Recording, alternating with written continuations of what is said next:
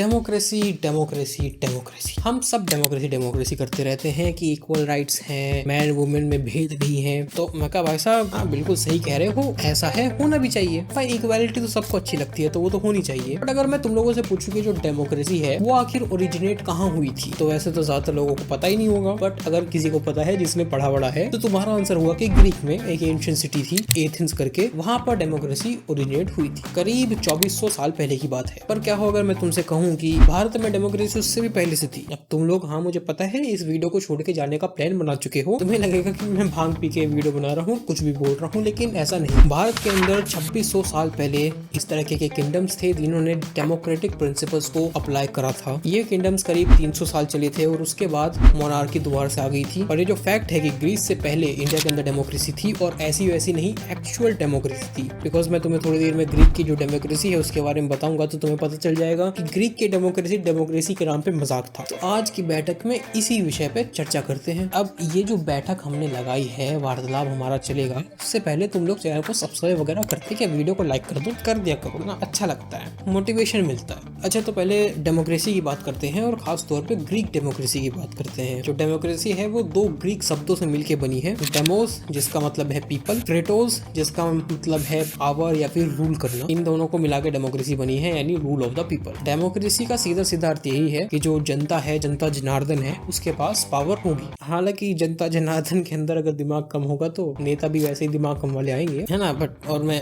India के नेताओं की बात नहीं कर रहा हूँ या फिर किसी भी स्पेसिफिक पार्टी के नेताओं की बात नहीं कर रहा हूँ कि तुम कमेंट में आके तो गोदी मीडिया है तो लेफ्टी सही लिख दो। हाँ मेरे हिसाब से तो ज्यादातर सभी नेताओं का दिमाग कम रहता है, तो मैं दोनों तरफ से गाली खाऊंगा। बट बेसिकली जो मैं कह रहा हूँ, डेमोक्रेसी का सीधा अर्थ ये है कि जो रूल है वो पीपल के द्वारा होता है। लोग जो है वो डायरेक्टली रूल नहीं कर सकते, इसलिए लोग क्या करते हैं, एक अपना रिप्रेजेंटेटिव आगे करते हैं, या फिर जो की सरकार होती है वो हमारे बिहाफ में पॉलिसीज वगैरह बनाती है, उसमें चेंज करती है और वो चीज इंप्लीमेंट होती है। अगर हमें कुछ ऐसा लगता है कि ये जो पॉलिसी है नहीं, ये तो सही नहीं है, हम उस पर सरकार को कॉल आउट कर सकते हैं और सरकार को हमारी बात सुननी होगी। तो बेसिकली यही होती है डेमोक्रेसी या फिर एक डेमोक्रेटिक कंट्री। पर जो ग्रीस की डेमोक्रेसी थी, जिसको ओरिजिन ऑफ डेमोक्रेसी कहा जाता है, वो एक बहुत ही ज्यादा फ्लॉड डेमोक्रेसी थी। अब एक डेमोक्रेसी के अंदर जो हर एक व्यक्ति है, फिर वो चाहे किसी भी वर्ग का हो, समुदाय का हो, उसको वोट देने का हक है और अपनी बात आगे रखने का हक है। लेकिन जो ग्रीस की डेमोक्रेसी थी उसके अंदर कोई भी ऐसा इंसान वोट नहीं कर सकता था जिसके पास जमीन नहीं थी, और जमीन अक्सर सिर्फ अमीर इंसान के पास ही होती है। विमेन और चिल्ड्रन वोट नहीं कर सकते थे, स्लेव्स वोट नहीं कर सकते थे। मजे की बात देखो, डेमोक्रेसी है और स्लेव्स भी है, दोनों का तालमेल बैठता नहीं है। एक्चुअली में डेमोक्रेसी में एक्चुअली में सबको आजादी होती है, लेकिन अगर तुम्हारी कंट्रीज के अंदर स्लेव्स हैं तो तुम मुझे डेमोक्रेसी काहे की कह रहे हो, मुझे समझ नहीं आता। तो जो ओरिजिन बताया जाता है डेमोक्रेसी का लोगों के द्वारा, वो एक एंशिएंट सिटी है एथेंस करके, वहां बताया जाता है। वहां पर क्या होता था कि बहुत सारे लोग आते थे, सब लोग अपनी अपनी बातें रखते थे। बट माइंड यू, जो सब लोग होते थे वो नोबल्स होते थे, जिनके पास लैंड्स वगैरह होती थी, और सब के सब मेल होते थे, बिकॉज फीमेल या फिर चिल्ड्रंस को वोट करने की आजादी नहीं थी। तो ये सब लोग नोबल्स एक जगह ऐसे इकट्ठे होते थे, वहां पर सब लोग अपनी बातचीत करते थे, क्या समस्या है वो बताते थे, और फिर उसी हिसाब से जो राजा है वो पॉलिसीज डिसाइड करता था। हालांकि एट द एंड जो राजा चाहेगा होता वही था, बट सजेशन वगैरह नोबल्स के द्वारा लिया जाता था। ये जो सिस्टम था वो एक टोटल मोनार्की से तो सही था, लेकिन तुम इसे एक डेमोक्रेटिक सिस्टम नहीं कह सकते। ये एक फ्लॉड डेमोक्रेसी थी, सिर्फ नाम की डेमोक्रेसी। लोग वोट कर सकते थे, लेकिन कुछ ही लोग वोट कर सकते थे, और उन कुछ में भी जो अमीर लोग हैं जिनके पास लैंड वगैरह है, सिर्फ वही वोट कर सकते थे, और उन अमीर लोगों में भी सिर्फ मर्द वोट कर सकते थे। तो ये जो हाल था वो ग्रीक डेमोक्रेसी का था। अब जो मॉडर्न डेमोक्रेसी है उसके अंदर हमारे पास प्रेसिडेंट या फिर प्राइम मिनिस्टर्स होते हैं, राजा नहीं होते। पर जो हमारी जो इंडियन डेमोक्रेसी थी, जो कि अब से 2600 साल पहले शुरू हुई थी, ग्रीक की डेमोक्रेसी 2400 साल पहले थी। इसीलिए मैं कह रहा था जो डेमोक्रेसी का ओरिजिन है वो इंडिया में हुआ था, ना कि ग्रीस में। अब इसी टॉपिक पे थोड़ा और बात करते हैं। 2600 से 2300 साल तक, मतलब करीब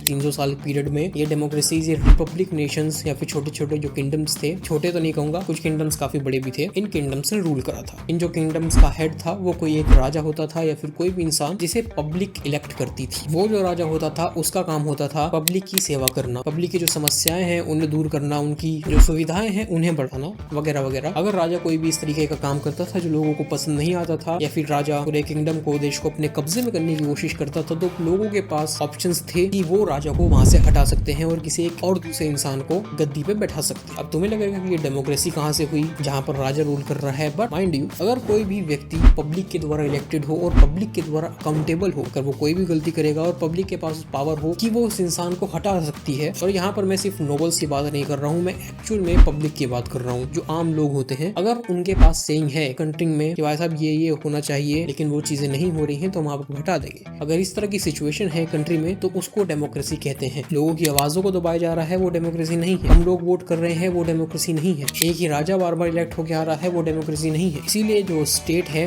जो उसकी सिचुएशन थी, वो डेमोक्रेटिक थी। तो अब ये देखते हैं कि इनकी शुरुआत कहाँ से हुई।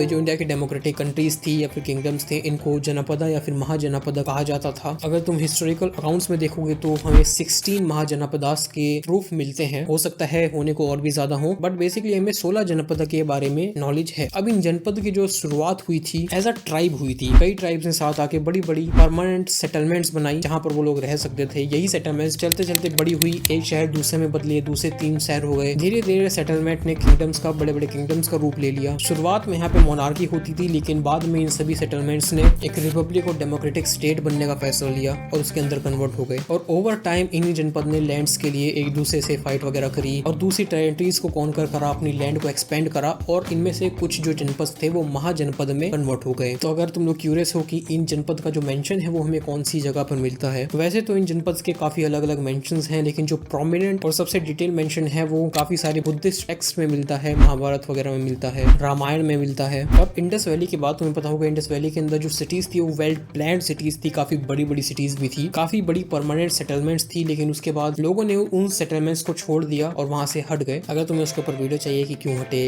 इंडस वैली की क्या कहानी थी, क्योंकि बहुत जगह जो कहानी है वो तुम्हें गलत सुनाई जाती है, तो अगर तुम्हें क्यूरियस हो तो तुम्हें कमेंट कर सकते हो, मैं इसके ऊपर वीडियो बना दूंगा। बट बेसिकली इंडस वैली के अंदर ये जो बड़ी बड़ी सेटलमेंट्स थी, जब लोगों ने इन्हें छोड़ा तो उससे छोड़ने के बाद ये जो जनपद बने, ये जो ट्राइब्स साथ में आए और इन्होंने सेटलमेंट्स बनाई, यही दूसरी सेटलमेंट थी जहां से मॉडर्न इंडिया की शुरुआत होने लगी। बिकॉज इंडस वैली के बाद एक काफी लंबा पीरियड था जहां पर जो परमानेंट सेटलमेंट्स थी वो इतनी ज्यादा नहीं बन रही थी, जो लोग थे वो बहुत ज्यादा बड़े बड़े शहर नहीं बना रहे थे। और एक लंबे टाइम के बाद फिर जब लोग साथ आए, लोगों ने जनपद बनाए, महाजनपद बनाए, तो उसके बाद जो बड़ी बड़ी जो सिटीज हैं उनका बनना शुरू हुआ। अब वैसे तो 16 महाजनपद थे, लेकिन मैं तुम्हें 10 के नाम बता देता हूँ और थोड़ी सी ब्रीफ इन्फो दे दूंगा। अगर तुम्हें इनके बारे में और डिटेल्स चाहिए या फिर सारी डिटेल चाहिए कि वाकई में ये कहाँ थे, कहाँ लोकेटेड थे और किस तरीके की चीजें होती थी उस टाइम में, अगर तुम्हें इस पे वीडियो चाहिए तो चैनल को सब्सक्राइब करके कमेंट कर देना। मैं इन फ्यूचर इसके ऊपर एक सेकंड वीडियो बना दूंगा। सबसे पहले जो महाजनपद था वो था मगध, जो कि करंडे बिहार वगैरह का एरिया है। अब जो मगध था वो सबसे बड़े और सबसे ताकतवर महाजनपद में से एक था, धन के रूप में, ज्ञान के रूप में, सुंदरता के रूप में। तो ये जो चीज है वो महाजनपद के टाइम से ही चली आ रही है। मगध शुरुआत से ही एक काफी ज्यादा डेवलप्ड एरिया रहा है। दूसरा जनपद था गांधार, जिसका तुमने शायद से मेंशन सुना हो। इसका मेंशन हमें ऋग्वेद में मिलता है, रामायण में मिलता है, महाभारत में मिलता है। बेसिकली आज का करंट अफगानिस्तान और कुछ पाकिस्तान का एरिया था, उसको गांधार कहते थे। उसके बाद एक महाजनपद था कंबोज, इसका मेंशन तुम्हें काफी सारी एंशिएंट स्क्रिप्ट्स में मिलता है। अशोक के एक ऑर्डर में भी तुम्हें इसका मेंशन मिलता है। फिर चौथा महाजनपद था कुरु, जिसकी जो कैपिटल थी वो इंद्रप्रस्थ थी, आज का दिल्ली, ये वो उस वाला एरिया था। और इसका मेंशन हमें कौटिल्य अर्थशास्त्र में मिलता है। कौटिल्य अर्थशास्त्र में इसका मेंशन है कि किस तरीके से वहाँ के राजाओं और लोगों के द्वारा रूल किया जाता था। अगर तुम्हें इन सभी जनपद की और ज्यादा डिटेल चाहिए तो कमेंट सेक्शन में लिख देना। फिर पांचवा जनपद है कोसाला।